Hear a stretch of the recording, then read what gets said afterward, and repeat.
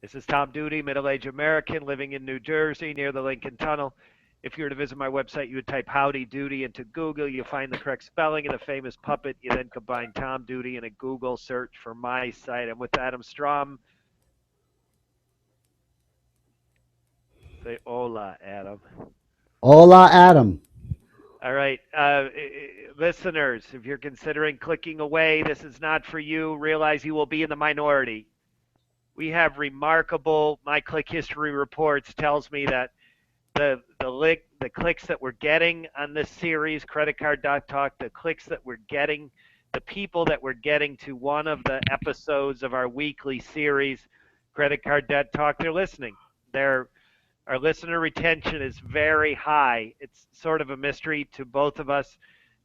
However, with the internet, if you talk about a consistent subject and you have the ability to link to people who are looking for information on that subject, and you end up with good listener retention. You have any answers? You have any explanations about why people are tuning in and continuing to listen, Adam?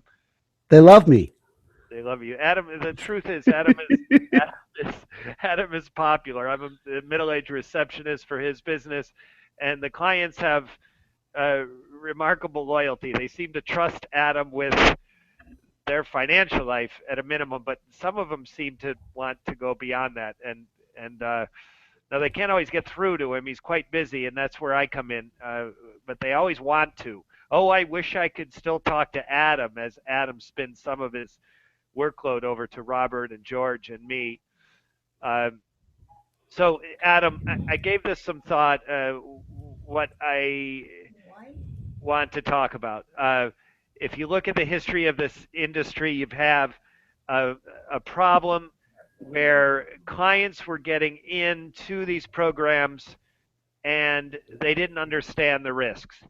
So regulators got involved, third party companies got involved, banks got involved and said, hey, you've got to, speaking to companies that do the a business that yours, or that do or attempt to do the business that you're doing, these businesses were not always prepping their clients for the risk that they faced in the program. So then you have, as a result, you now have regulations on you, requirements on you, banking regs on you that say you can't use sales brochures because sales brochures have a habit of saying the great things and forgetting conveniently to warn about the risks. They also make false claims, and that's what they're most worried about. They're False more worried claims. about false claims than they are about not portraying the risks. For instance, when a company says, "Yeah, we'll settle it for pennies on the dollar," yeah, 100 pennies is a dollar, and if they're settling for 95 of them, that's not really pennies on the dollar. That's Right. not what people think when they hear pennies on the dollar. We settle consistently around 50%, but not every case happens that way. And they want to make sure that people understand that settlement is unsure. There's no science to it. Science is gone. Religion is gone. Anything that you would depend on to get a calculation of what's going to happen is gone. Every single negotiation is different. And I just had this lecture, so let me get this off my chest. We had two people in the same office in California, Mr. A and Mr. B. They had almost the same creditor list. They had the same financial situation. Both are co owners of the same business. So everything about these two men is basically the same. One of them settled all of his debt for about 32% on the dollar. The other one settled all of his debt for about 90 cents on the dollar. There's no way to tell what's going to happen. Every single negotiation is completely different. Wait, but Adam, 95%, you can be expected to do better than 95%. What happened? That's crazy. Something about this man, the collection agencies refused to settle under any circumstance. They all sued him. They garnished him. They levied his bank account. We could not do a thing with them. They would not settle. And yet the other gentleman in the same office with him, in the same exact status as him, same income, same everything, they were willing to settle for 32 cents on the dollar. Was it a difference in creditors? No, same creditor list. I'm trying to tell you that they're not the same. No two negotiations are the same. You can call the same collection agency with two chase cards, one from Tom Duty and one from Adam Strum. Okay? Two Chase cards, both have the same balance. They'll settle one of them for 20%, the other they won't go a penny below 80, and there's no rhyme or reason as to why. All right, so we can call this 95%. This is a disaster of debt settlement, right? Is there Well, anything? so it would be if it wasn't for the fact that we found a way to help him, and we did help him. So he's not an angry customer, but Mr. F, which is what his real name would start with, Mr. F is not happy with how it went, and yet he looks at his partner across the desk, and his partner's doing a tap dance because he saved a ton of money. So what'd you do to help him? It doesn't sound like 95% is much help, Adam. He could have done that on his own. We met him halfway. We actually waived all fees for him, charged him almost nothing other than the standard $200, and put all the fees back in and helped him settle out the three accounts. One of them, though, is still in limbo. Give me an example of his creditors. And in all cases, you were dealing with collection agencies. They had passed the debt from the original creditor. Well, we weren't dealing with collection agencies. We were dealing with law firms. They passed it straight from original creditor to law firm. So they got judgments as fast as they could. The creditors were Capital One, Chase, and Bank of America. Creditor one, Chase. And did any of those two or three go to the same law firm? No, all went to three different places. We settled two of them at a decent amount, but the biggest one, the Capital One account, refuses to take a penny less than 95% of what's owed. They have garnished him. Say the other two again. Besides Capital One, he had a Chase and a Bank of America. And they were 95% also. No, those we settled at a normal rate. Those we settled at around 48%. Oh, so it wasn't his whole program. It was. No, but 90% of his program was the Capital One card. The Chase and Bank of America were very small accounts. Okay. All right. So I understand, Adam, but it wasn't. Let me say what I was understanding. If for one just a crazy anomaly, you got one client for unexplained reasons, every single one of his or her or their creditors is demanding 95%. Now that's highly improbable. It's happened. We don't know why it happens, but we know that occasionally they'll get the name and they just will not settle for any reason. We tell our clients this is a possibility, and we provide them with a lawyer, local attorney in their area who will represent them if the case is that we can't get it settled. We tend to get it dismissed in court. So, it is true or not true that if these had been settled prior to going to the law firm, that you would have gotten wait, let me be more specific. This client with the Capital One that ended up settling at 95%, if you had caught that and settled it before it went to the law firm, would it have been better? Probably, but back then we did not have the department at Capital One that we have today that we can call. Capital One is one of those banks that has actually set up a department for companies like ours to call in order to get this taken care of before it gets farmed out to some legal service. Right. Chase has done the exact opposite, as you well know. Better than anyone on earth, you know that A. Gordon Dennis, a man who does not exist, at Chase sends out these threatening letters about companies like ours and has a policy of zero tolerance for any type of debt settlement, even if it's an attorney. Okay, Adam, this case of the high settlement on the Capital One post judgment, this was how long ago? Last year. Okay, so it's a year ago. So if that, I know you still can't say it's zero, but with that client you're referring to, if he or she, a new client in the same situation, he or she or they are in a similar situation, headed to the situation that this person ended up in, that one could be settled prior to the law firm. Yes, we've learned from our mistake. We made a boo-boo there. We waited for it to go to a collection agency, and it never did. It went straight from Capital One Bank to attorney. Right. Now that we know that that's a possibility in his area, we're prepared for that. So when we see a Capital One in that general location, we try to settle it with Capital One directly earlier. Mm-hmm. And we usually succeed. So, Adam, I know the delicacies that this call is not supposed to sound like a commercial, so I will say commercial like message, but with this disclaimer in the head. I'm not making claims that you can do certain things. However, this is an example, a clear example of the gap and what a person can do for him or herself, or a couple for themselves, versus what a professional can do. A professional an amateur just can't possibly amass the amount of professional experience that you have. This what you learned with Capital One, and now you have I don't want to say it's a solution because it's still not perfect, but certainly it's many times less likely that you'll hit it again. This is something an individual just can't be prepared for. Well, there's more than that. I mean, it's very simple. Let's pretend for a moment you're my client and you owe $10,000 to Bank of America. Okay. You expected to pay them. You didn't take out the credit card assuming that you would go bankrupt or go broke or not be able to pay, but you've fallen so far behind you'll never get caught up. And 5 times a day your phone rings with a rep from Bank of America. When are you making your payments, sir? You know you're past due. We're adding more interest on there. There's going to be a bunch of fees associated with this, sir. We're raising your interest rate from 12% to 49.99%, sir. All that does is dig your hole deeper and make you angrier. And the angrier you get, the more leverage they have. To wit, we don't get angry about that stuff because we don't care. It's not our debt. It's your debt. Our job is just to get the best possible number settlement there is for you. We don't care what they threaten. We don't care what they say. We don't care about anything but what they do.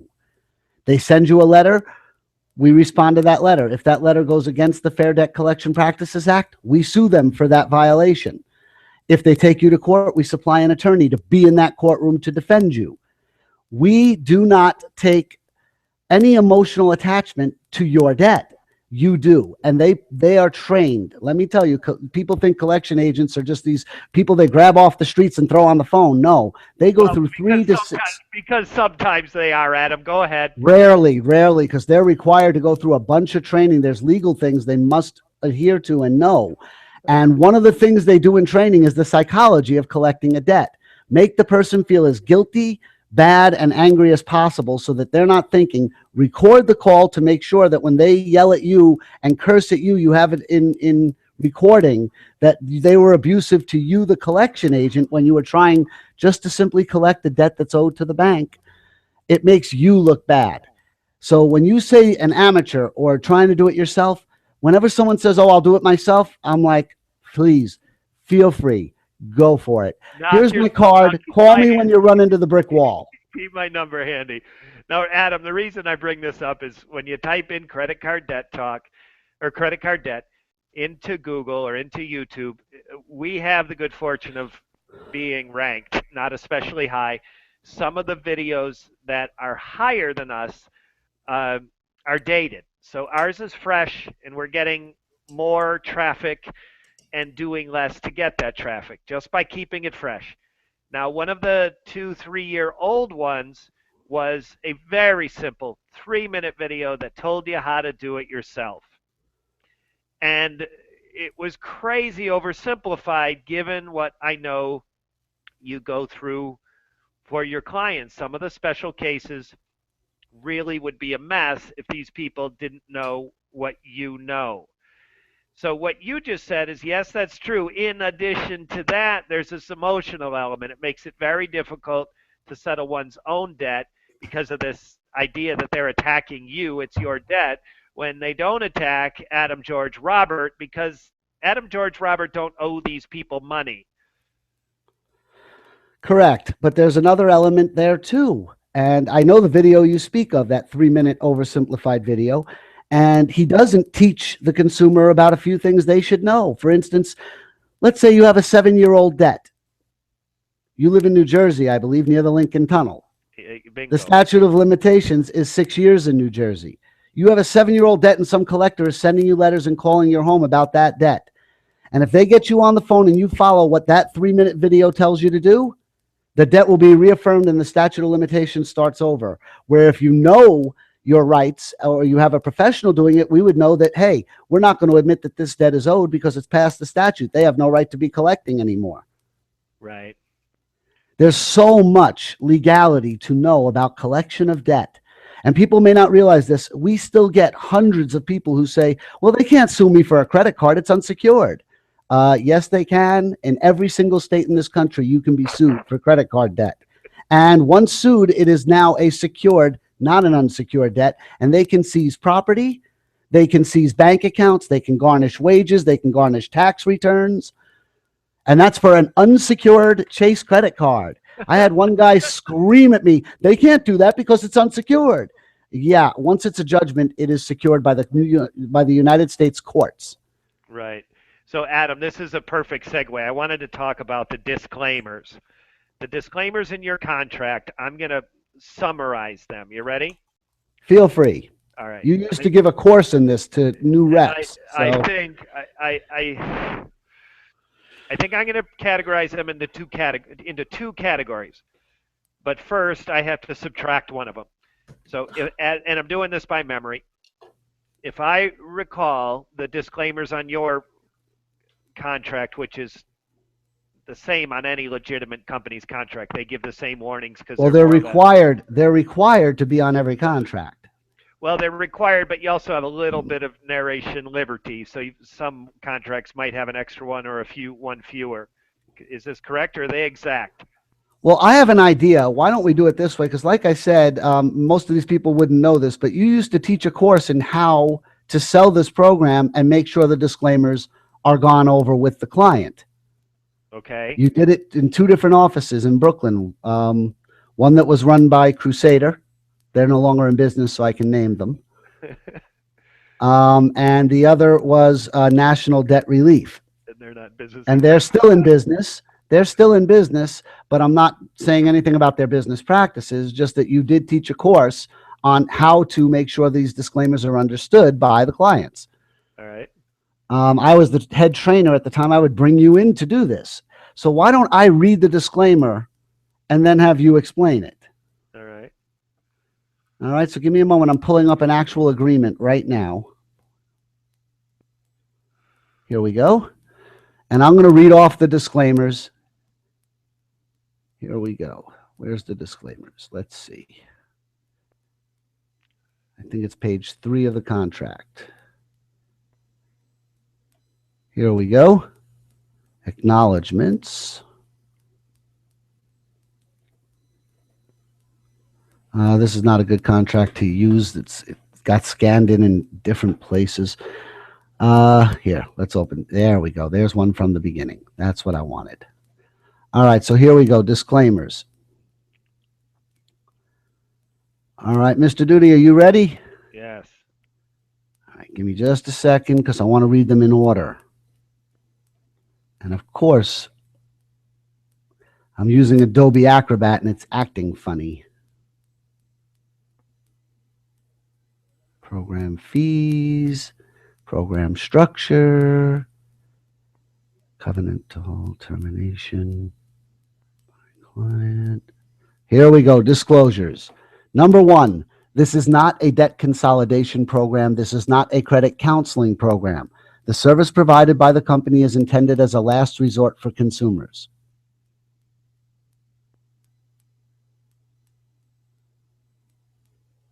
Hello? Yes. That's the first disclaimer. Would you care to explain that? No, I want you to give them all to me.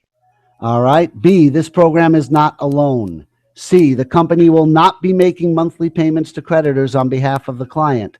The monthly payments that client makes will accumulate to settle client's accounts and to satisfy any program and consultant fees. D, results of the program cannot be guaranteed. E, the Internal Revenue Service classifies certain settled debts as taxable income.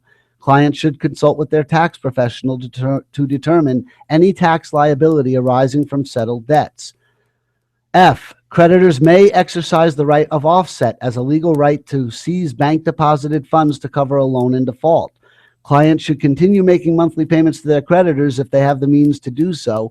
Failure to make at least the minimum monthly payments required to creditors can result in assessment of late fees, penalties, and increased interest rates by creditors, thereby increasing the balances owed.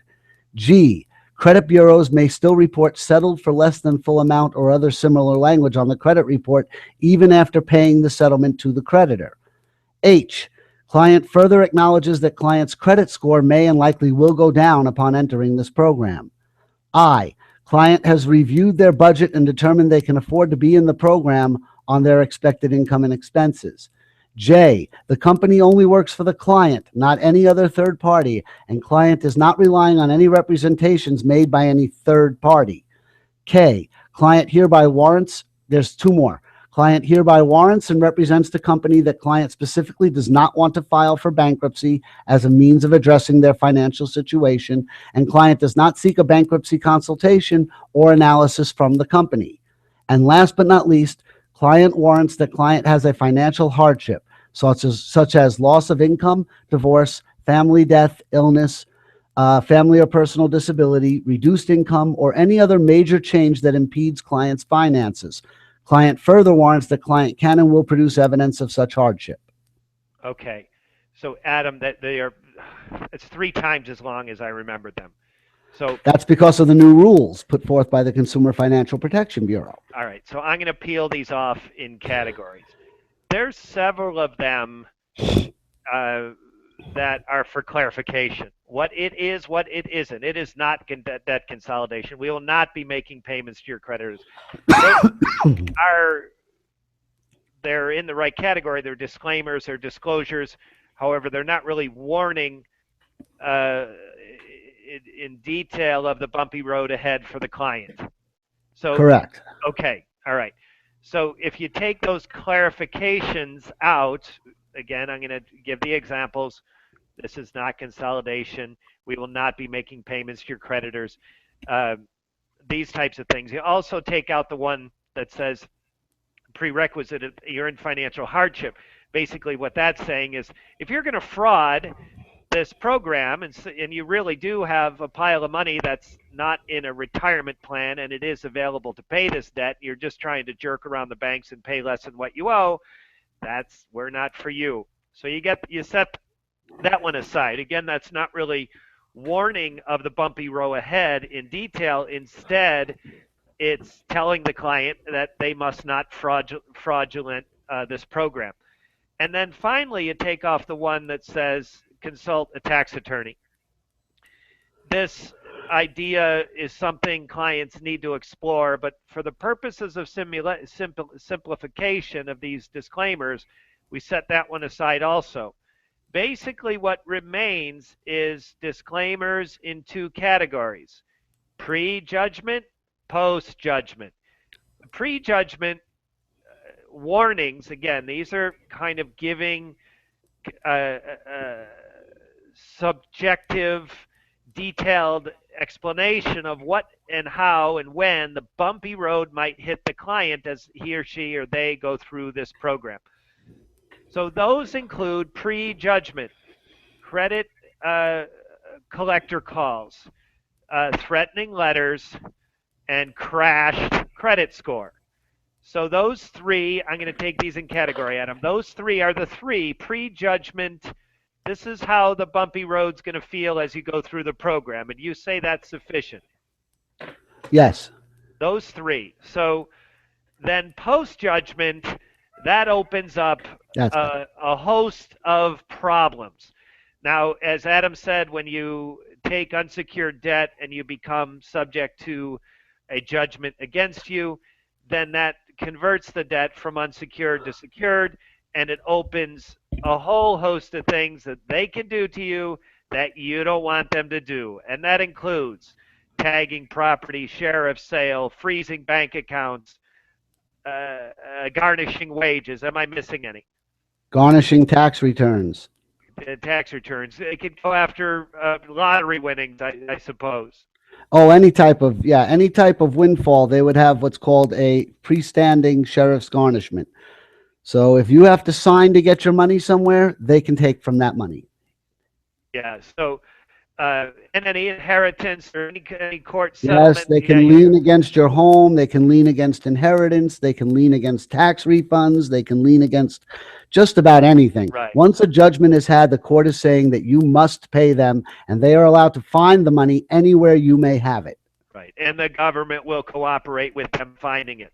Yes, the sheriff's department has shown up at people's houses, moved their property out on their lawn, and sold it to satisfy the debt for an unsecured credit card. So, but that's post judgment, never Yes, pre-judgment. post judgment. So, Always post judgment. Adam, that the one exception that I sort of can't believe you omitted. What is one important exception? What can't they get? Well, there are a few things they can't get. They cannot garnish Social Security income. They cannot garnish unemployment income or any government income. They cannot garnish retirement benefits. They cannot Right. garnish 401ks or IRAs. Client solutions. Well, Global Client Solutions is not a regular bank account. It is managed by us. So unless they have a judgment against us, they can't touch those accounts. Okay, so this and that's a feature of your program. The client is saving, him or her or they together, saving into an account that is a special account that can't be touched. Right. It is a special purpose account classified as such. And no matter what, even the IRS, and I hate to say this in a video where the IRS will see it, but even the IRS would not be allowed to seize this account. Yeah, don't challenge them. So Thank you. yeah, so again, I'm gonna summarize this process that I'm doing. You take a relatively long list. It's at least 2 or maybe 3 times longer than I remembered it. You take out the ones that are clarifying. This is what we're not. This is what we are. We will not be making payments to the creditors. These types of things are removed to simplify and illustrate these disclaimers. Then you go ahead and take away the tax one. The tax one is exactly what it says. A person, he, she, or they, need to consult with a tax professional. And I don't want to quantify We have that. those on staff, by the way. Right. So that's just for the purposes, listeners, please hear me on this. Allow me to set the tax thing aside. It's kind of a long conversation. I'm not going to. It's complicated. It's complicated. I want to call it minor because it is, but sometimes it's not minor. So we're just going to set it aside. So I'm setting aside the clarification ones. This is what we are. This is what we aren't. I'm setting aside the tax one because that I honestly should be a conversation with a tax attorney, a CPA, a tax professional, and not Tom and Adam on Credit Card Debt Talk. So that gets set aside also. That leaves bumpy road details, pre-judgment and post-judgment. Pre-judgment, it's really simple. Your credit score is going to crash. You're going to get threatening letters, and you're going to get threatening phone calls. All 3 of those are bad. Post-judgment, you're going to open this debt up to a host of things that it was not opened up to as unsecured debt because it becomes secured. The government is on their side. They have said so in a paper called a judgment, and that bumpy road can get really bumpy. So bad becomes a higher level of bad. So pre-judgment, those 3, collecting calls, credit score, and threatening letters, can be bundled into, in reality, Adam, is it true that your clients, even though they're traumatized by these things, when they first stop paying as agreed, is it true that as they progress through the program, they realize it like flies on a summer day? Usually after the first settlement, they realize it. Yeah. So what Adam's saying is that once the clients get in, they start seeing some of the value. They really see the light at the end of the tunnel that, debt by debt, these are going to be settled. These collection calls, the credit score, they become such a minor, distant memory that it just seems unimportant. Here's an example, as always, all right? And this is Mrs. D. Mrs. D joined our program last year right before Christmas. I'll never forget her. Mrs. D then proceeded during Christmas time, during the Christmas break from Christmas to New Year's, received about 113 collection calls. And talk about panicked. Take panic to the, I don't know, power of 20, and you'd get Mrs. D. She was calling us every day, screaming at us, why aren't you paying them? Which is right in the disclaimers that we don't pay the creditors every month. Why are they calling me so much? And they keep saying to me that they won't work with you. They will not talk to you. They will not work with you. So why am I paying you any money? On January 20th, we settled her first account with someone that swore they would never work with us under any circumstance. We settled it for 23%. And from that day on, we have not heard a word out of Mrs. D. Yeah, yeah.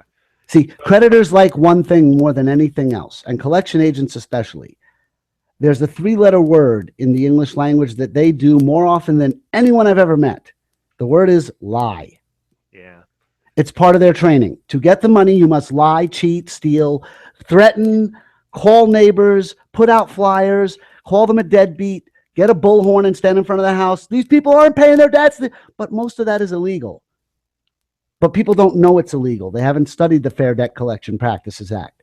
They don't know what is and isn't legal in collecting of a debt. Well, Adam, they can say, even if they change their mind, they can say they won't work with you. They can say they won't work with us, but I can tell you right now that 99.999999999% of creditors will work with us. Okay, Adam, I think in fairness to someone that might be listening to us, the idea of collecting calls should be bundled together, what's legal and what's not legal, and the lies and the not lies. You can just recognize that in the grand scheme of things, a successful client looking back at collector calls, no matter what they say, no matter what Oh, they lies, laugh about them looking back. Whenever they're looking Yeah. back, they laugh about the threats that were made that never happened and the ludicrousness of you're not allowed to hire an attorney. We've actually had a creditor tell someone you're not allowed to hire an attorney to help you. Right. Well, they got sued for $1,000 for FDCPA violation. The client received a $500 check in the mail from that lawsuit. The client was ecstatic and the debt is dismissed. If you get sued for an FDCPA violation and that violation is proven, the debt is by court order dismissed. Adam, I got to correct you. You said that wrong. If you get sued, if you sue. No. If a creditor gets sued Right. for an FDCPA violation and that violation is proven, the debt that the violation occurred on is dismissed by the court. Yeah. And never has to be repaid. Ooh, dismissed, Adam. It sounds like the client owes nothing. Correct. This is an end zone slam. This is a run back Yeah. from the 1 yard line. Yeah. 99 yards for a touchdown. All right. So Adam, again, pre-judgment inconveniences. The disclaimers include the collector calls, the collector calls, and the threatening letters. Now, basically, we've talked about those. All you have to do is say one of them is by voice, one of is by letter, but they're essentially the same thing. Am I correct? Yeah, they're threats. They're threats. They're empty threats, but they're threats. Yeah, they're That's empty. all they are. Because they're pre-judgment, they're empty. With a judgment, they get not so empty. Yes, but judgments are not as easy to obtain as everybody seems to think. All right, let's do, clients hang on. Let's do that. Let's do judgments in a minute. So the other thing is credit score. The credit score is going to crash, Adam. What are your clients? Definitely. But very few of our clients have a wonderful credit score when they call us. Even though they think they do. Oh, they all think they do. I make my payments on time. The fact that I have $100,000 in credit card debt and all my cards are maxed out, that's not hurting my score at all. That was then we pull their credit and see a 603. It was very sarcastic because the people who think they have the best credit scores when they pull their credit are always in shock that they're at 642, 630, 590. Right. So, all right, moving I've never on. missed a payment. Moving on. These, we're going to summarize them. I want one word. They are credit score, collection letters, collection calls. They are kind of annoying inconveniences. Annoying. They're annoying. They're annoying in one word. They're a distraction. That's all they are, though. Yes, a distraction. So that is pre-judgment. Basically, unsecured debt, pre-judgment is exactly that. It's unsecured. These people can say that they really don't like you anymore. They can say mean things. They can even lie within some limits of what they can lie. But the truth is the debt is unsecured. It's that simple, right, Adam? It is that simple, yes. All right, so let's move on to post-judgment. Now, as Adam's strategy, if people are in programs that are short enough, Adam is nearly 100% successful, provided the program is short enough that all of these debts are going to be settled prior to judgment. Although his disclosure does not say that because he can't promise people that these debts will be settled without any of this messy stuff called judgments. Want to say more, Adam? Well, no one can guarantee that. That was that guarantee part of the disclaimers. I can't guarantee that 2 weeks after you stop paying, they're not going to run to court and put in a judgment against you. But it's incredibly rare. I mean, incredibly rare, like less than 0.01%. Most of the time, there is a procedure that is followed when it comes to debts that are delinquent. The procedure is 30 to 90 days of collection effort by original creditor, 30 to 90 days of collection effort by assignee of original creditor, which is a collection agency that doesn't own the debt but represents the original creditor in trying to collect it. And then it either goes to an outside firm that buys the debt or it goes to a law firm for a lawsuit. So you're looking at 6 to 12 months before it ever gets to become a legal matter. And So, if you're Adam, making your monthly payments in our program during those 6 to 12 months, we normally will have more than enough money to settle it before it becomes a judgment. all right. So, what is, some people just can't afford a short program, but if they can, what's what's a program length that, a very high percentage of the time gets people complete without a single judgment? 12 months. Yeah. I know. And the funny part is if someone is able to make their minimum payments, like we said in the disclaimers, 10,000 in debt means you're going to have about a $375 monthly minimum payment. If you're able to pay that $375 a month for 12 months, you'd be able to settle that $10,000 debt. So Right. there you go. They say they can't afford it, but they were affording it before they came to our program. That's what they were paying as their minimum payment. Although it's uncommon to have a 12-month program, Adam. Everyone I talk to of your clients, maybe the ones I talk to are biased because they're having some type of problem. That's why they're talking to me. Most clients have a 24 to 36 month program. Right. It involves risk, but it's all they say they could afford. Right. And again, we deal specifically in financial hardship. The reason they can't afford it is the reason we're able to get it settled. Right. So, I only have about 3 more minutes. I have an attorney conference call.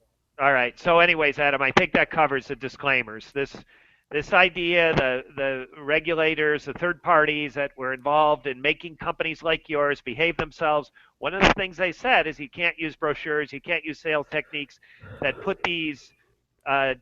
uh, put the program in any other form but the contract. The contract is regulated and required to have certain elements, including these disclaimers that sound really bad.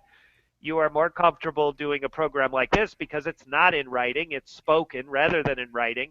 And then it can go from something right like this to a contract, which is a much more agreeable way for all parties to see this program acquire clients. Is that a fair way to describe what has happened?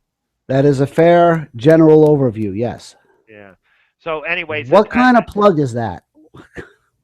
this Adam is these That's a 3.5. these that I wear are for NASCAR.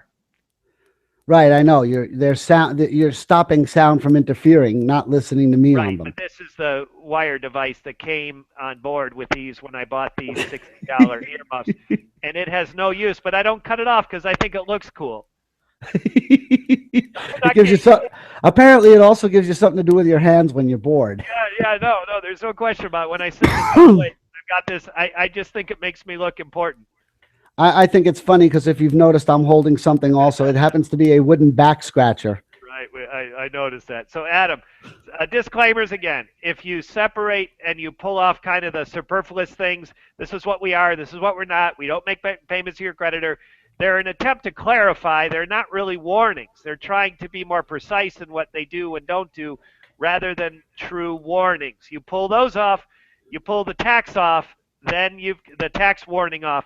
Then you basically have two relatively simple categories: prejudgment, post-judgment, and they are Correct. quite different in what they mean and the professional strategy to navigate around them.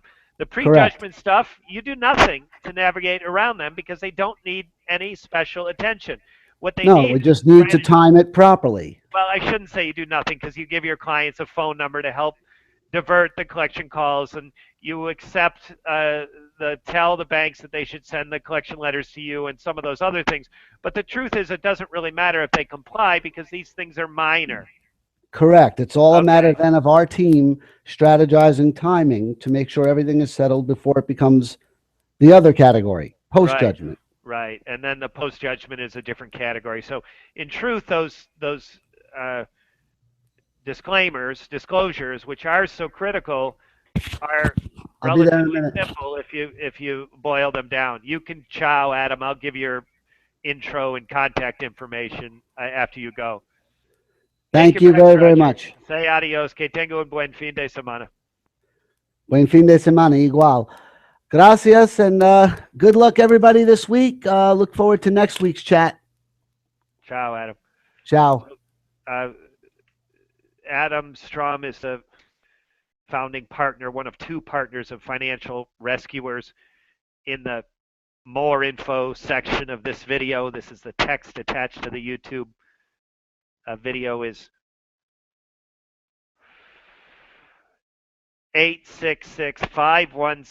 866-516-1985. That's Adam's toll-free number. I'm his middle-aged receptionist Monday through Thursday, 9 to 11 Eastern Time. It's easier for that phone to be answered in the morning hours from my time zone than it is for his. So again, that's 866-516-1985. After I monitor that call, I flip it so it goes to Adam's office.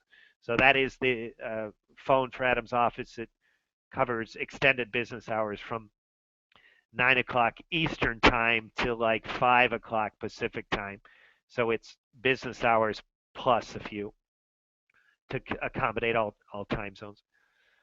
The website is also in that text. It's financialrescuers.com. Adam has a contact page on that. He also monitors very closely A. Strom at myfinancialrescuers.com. All of that contact page, the email address, the telephone number